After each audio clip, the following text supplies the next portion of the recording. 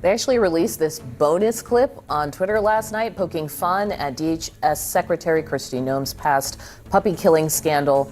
The latest episode hitting a nerve, prompting Homeland Security Secretary Kristi Noem to publicly respond to South Park's unflattering portrayal of her. Here she is with Glenn Beck. Probably also not going to be happy with this other bit, this extended clip that South Park posted to social media. Last night, South Park dropped a bonus clip on Twitter that's already breaking the internet. And guess who's at the center of it? None other than Homeland Security Secretary Kristi Noem. They went after her with surgical precision, dragging her past puppy-killing scandal into the spotlight and turning it into viral content that's got the internet in a frenzy.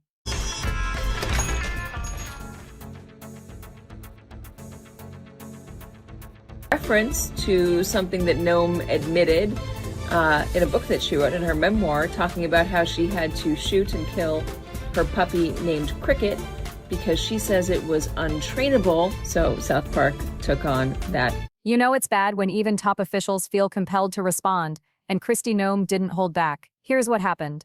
South Park's creators, known for their ruthless humor, released an extended clip mocking Noem's controversial past.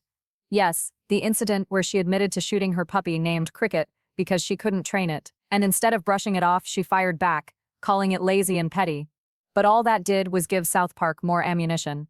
The creators didn't just slap a joke on this, they weaponized it. What might have been a subtle jab turned into a full-blown roast. South Dakota Governor Kristi Noem is responding to criticism after admitting to shooting and killing her young, happy, jubilant, joyful puppy, and then deciding to kill a goat after that with her gun. And they're bragging about. Aimed at tearing down Noem's carefully crafted tough girl image.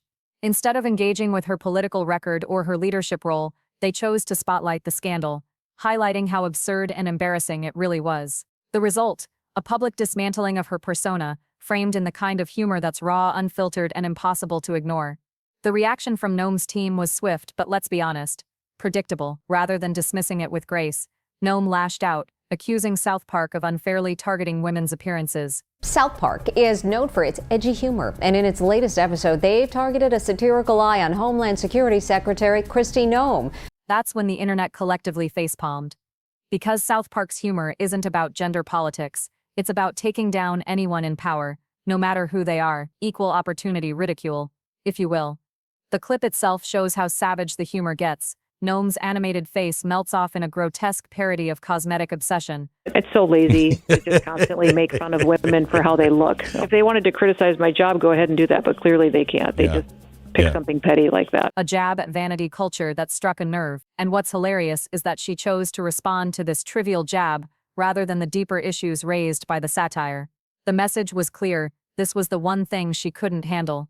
Instead of defending her record or leadership, she fixated on an exaggerated cartoon image. It exposed her as thin-skinned, reactive, and frankly out of touch. This is exactly why South Park's humor lands so hard. But we could use more men like you in the street work on this track. Whoa! What the f***? Your Botox, Miss Noem? Oh yeah, fix me up, fix me up. Another day doing what's top. That face melting, at one point it even just comes off and runs away. They don't pick targets based on gender, race, or political affiliation. If you're a public figure, you're fair game. And trying to frame it as sexist not only backfired, but made her look desperate for sympathy. The more she pushed back, the more it confirmed that the satire hit home. Meanwhile, another politician roasted in the same episode, J.D. Vance, handled it differently. He didn't rant or cry foul. He embraced the moment, even calling it a political milestone. By doing so, he turned the joke into free publicity and came out looking confident and self-aware. It's the perfect example of how to play the game, laugh at yourself and you win the narrative. For Noem, however, the story is unraveling fast.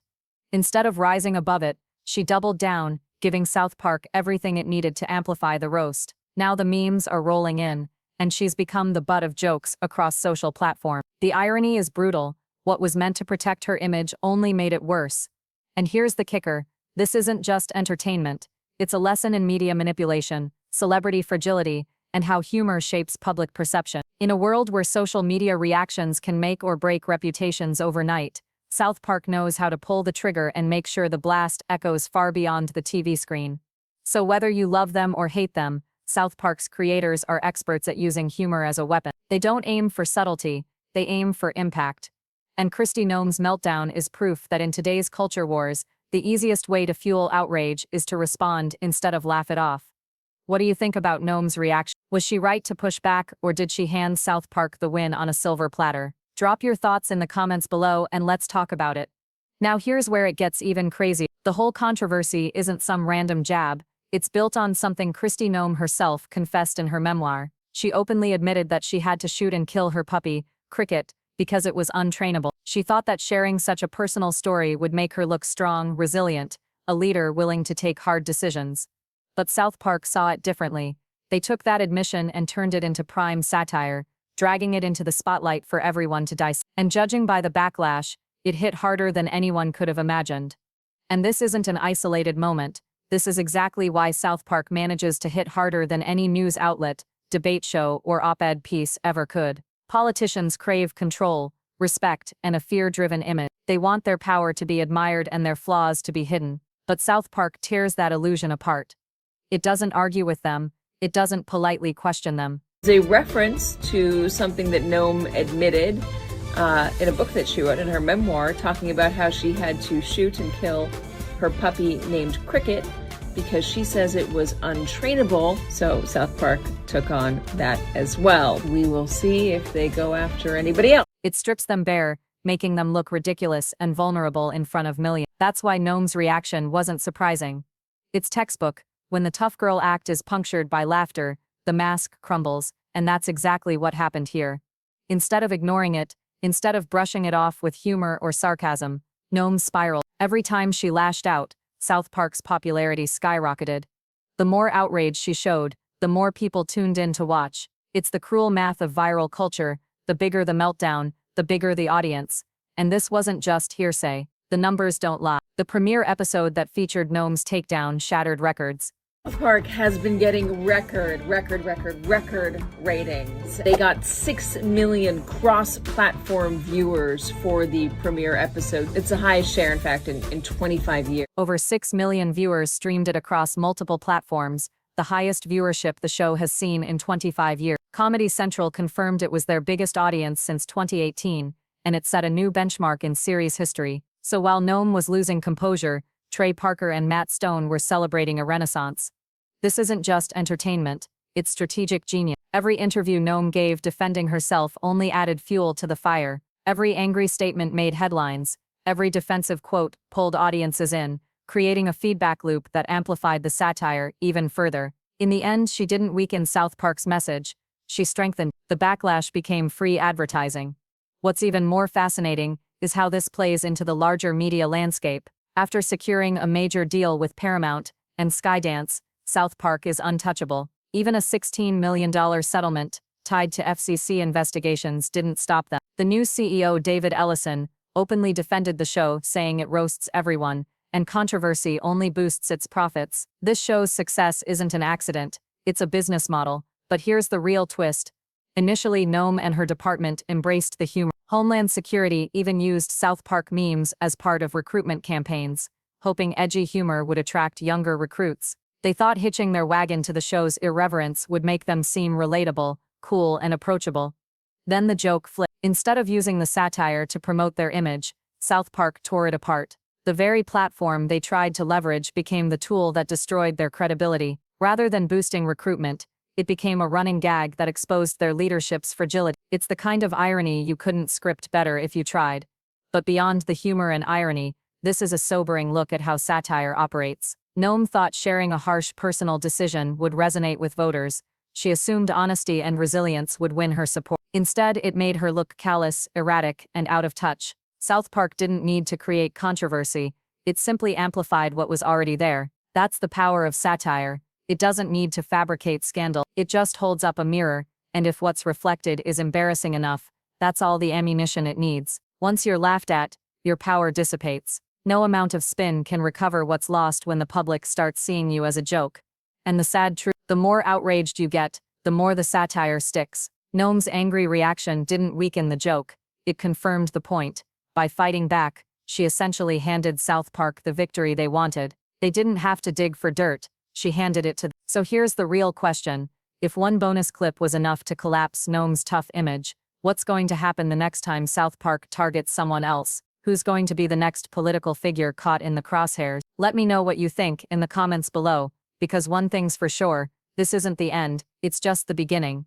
And if you want to keep up with all the latest political takedowns, controversies, and shocking moments, hit that subscribe button now. You won't want to miss what's coming next. South Park isn't done, and neither is the fallout. Now, here's where it gets even more wild, because it's not just about ratings or memes anymore, it's about power. South Park has always been edgy, but this time they've exposed something deeper: how fragile political authority can be when it's built on image rather than integrity. Kristi Noem thought she could control the narrative. She thought sharing painful moments would make her relatable. Instead, it became ammunition, and once satire sticks, it's nearly impossible to shake off. And that's what makes this whole saga so fascinating. Every time a politician reacts with outrage, they give South Park exactly what it needs to crush them further. Look at J.D. Vance. In the same episode that targeted Noem, he didn't get rattled at all. He embraced it. He turned the mockery into a badge of honor, even calling it a milestone. That's how you handle satire, with humor and confidence. But Noem, she let it define her. So why does this matter beyond a single episode? Because it's a cultural shift. Satire isn't just entertainment anymore. It's political currency. A joke, a meme, or a viral clip can destroy years of carefully curated image building. And politicians are learning that the line between humor and humiliation is thinner than ever before. Here's another crazy part. Insiders say Noem's meltdown wasn't just about one clip or one joke. It spiraled into a broader identity crisis. Instead of rallying her base, it alienated them. Members of her own party distanced themselves, worried about being dragged into the scandal.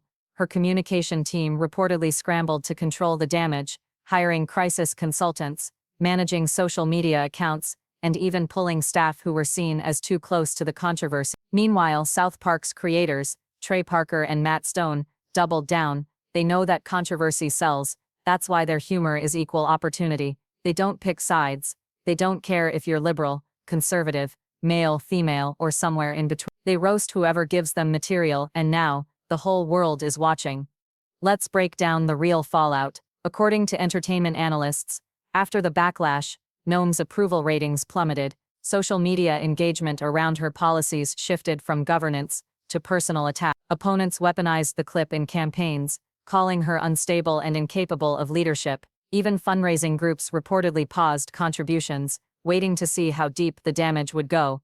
It's a textbook case of how a joke can outmaneuver strategy. And that's not all. The controversy spilled over into policy making. Several bipartisan initiatives she championed were stalled or quietly shelved. Meetings that once had strong attendance now saw no-shows. Fellow officials reportedly hesitated to be seen associating with her. It's as if, overnight, her persona as a decisive leader was replaced with one of ridicule. This brings us to the broader question: what happens next? Will Kristi Noem rebuild her reputation? Maybe, but it's going to take more than spin or staged appearances. The trust she once commanded is now eroded, and laughter is the hardest opponent to fight off. Once the public starts seeing you as a punchline, the brand damage cuts deep.